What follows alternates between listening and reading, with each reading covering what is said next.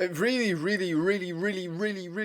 pains me to say this. However, boxing is a much less entertaining sport than MMA, in my personal opinion, and I think the general consensus is boxing is more boring. However, right now, there's boxing.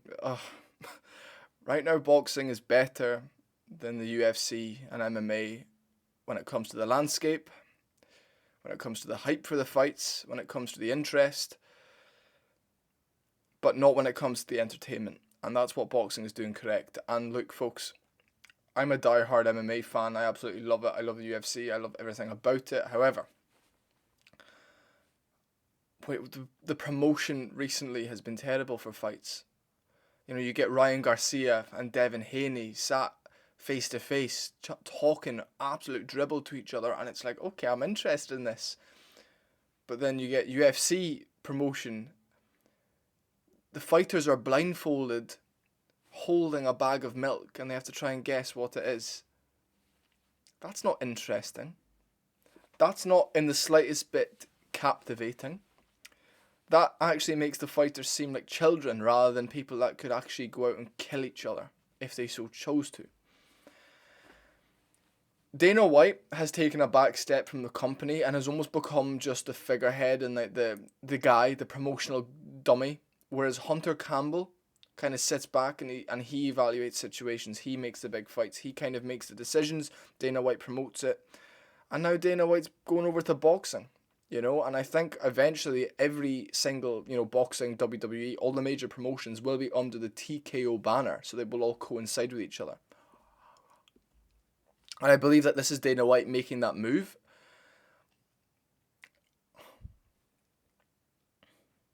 There's some huge UFC fights coming up. There is some huge UFC fights coming up. However, we need to be promoting these guys. Dricus du Plessis versus Khamzat Chimaev is one of the biggest fights we've had in the middleweight division in years. Probably since Adesanya versus Paulo Costa. You know, Israel Adesanya versus Dricus du Plessis was massive as well. However, Adesanya was coming off a loss. You know, there wasn't the aura. Guys, we should be promoting the fact that Khamzat Chimaev's this mauler, this marauder who's undefeated, who's shown very little chance of losing. Dricus du Plessis has beaten Robert Whittaker, Darren Till, Israel Adesanya. He's beaten Sean Strickland twice. He's beaten all the former champs of recent memory. And he's done it easily and almost emphatically. And he's finished the majority, apart from Sean Strickland, but he's a defensive genius.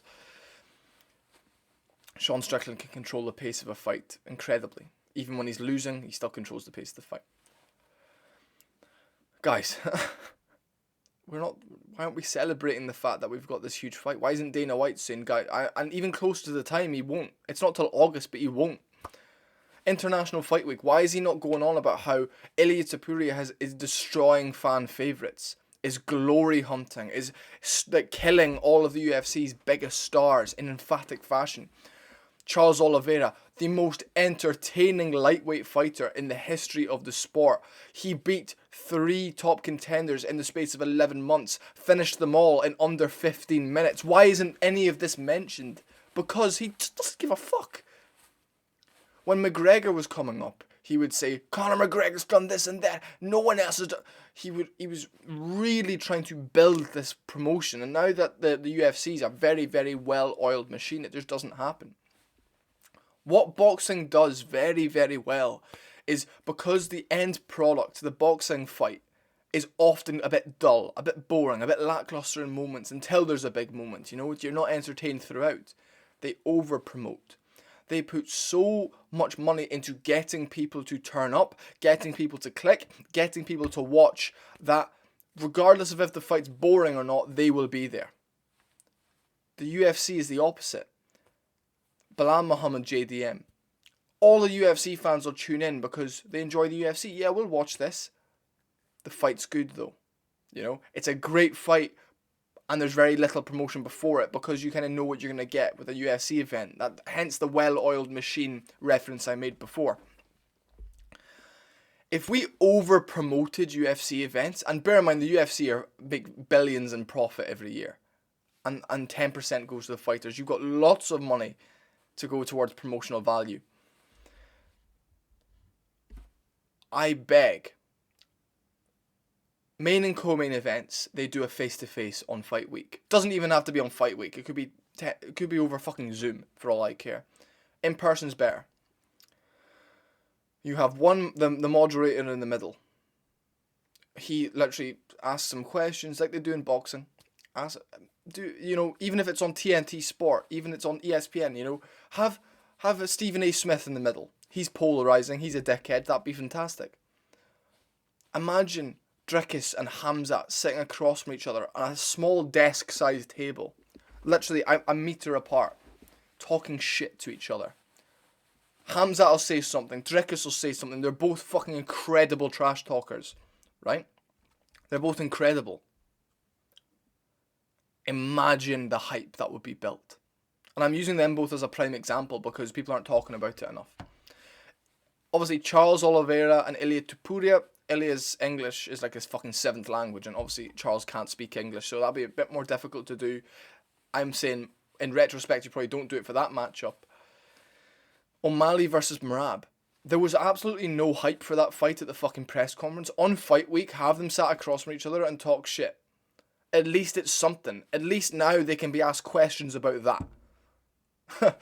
At the press conference, you can now say, oh, in your face-to-face, you guys said this. Do you want to talk any more on that? Rather than, how do you think you're going to win, Sean? Sean O'Malley's just like, what the fuck? Like, what is these questions? Merab, do you think you're going to drag him into deep waters? Yes, I drag him down to the sea, and then I go home with my belt, because I like Aljo. Like, brother. Say something more. Say something entertaining, please. I fucking beg of you. Do you kind of get what I'm getting at? You catching my drift here? It's just, Islam Makhachev sat across from potentially a JDM saying, brother, I'm going to take your belt. And JDM going, well, you're not going to take my belt. Like, I've got my family to fight for, and this right hand. Just something that we can see on our feed. Oh, they've done a face-to-face. Let me watch that. Let the media watch that.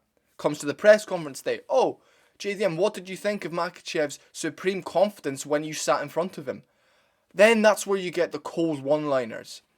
I see nothing behind this man's eyes. You can say something cold as fuck. Then it's like, oh, I'm turning up to watch this fucking fight.